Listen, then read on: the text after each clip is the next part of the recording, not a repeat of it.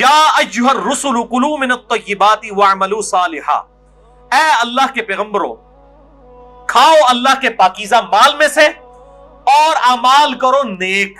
اور دوسری آیت پڑھی یا ایھا الذین آمنوا کلوا من طیبات ما رزقناکم، اے ایمان والو کھاؤ اللہ تعالیٰ کے دیے ہوئے پاکیزہ مال میں سے۔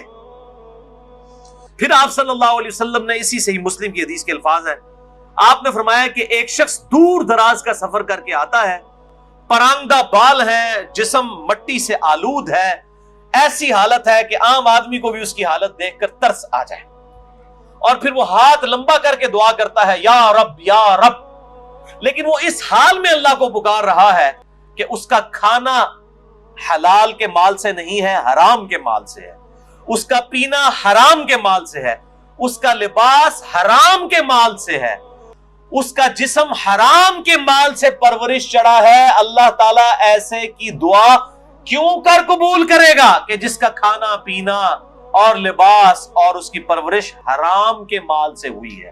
آپ صلی اللہ علیہ وسلم کے الفاظ ہیں، اللہ تعالیٰ اس کی دعا کیوں کر قبول کرے گا، اس کا پکارنا کیوں کر قبول کرے گا؟ اعوذ باللہ تعالی۔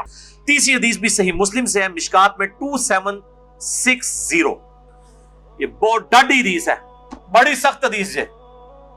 آپ صلی اللہ علیہ وآلہ وسلم نے فرمایا بے شک اللہ پاک ہے اور صرف پاک مال کو قبول فرماتا ہے۔ کسی بندے نے حرام کی کمائی سے کوئی ہاسپٹل کھول لیا، اللہ کے حضور 0 سے ملٹیپلائی۔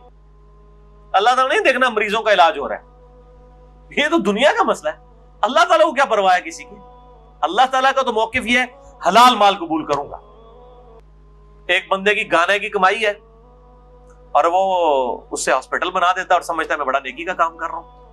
یا اسی طریقے سے ایک بندہ ہے وہ جناب جو ہے وہ لوگوں کی جائیدادوں پر ناحق قبضہ کرتا ہے اور پھر کہتا ہے جی میں 1 لاکھ کا دسترخوان چلا رہا ہوں روزانہ۔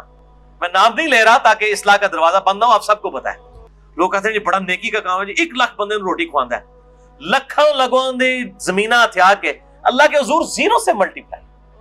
یہ آپ اپنی داڑھیوں سے، پگڑیوں سے، ان ساری چیزوں سے عوام کو دھوکہ دے سکتے ہیں، اللہ تعالیٰ کو تو دھوکہ نہیں دیا جا سکتا۔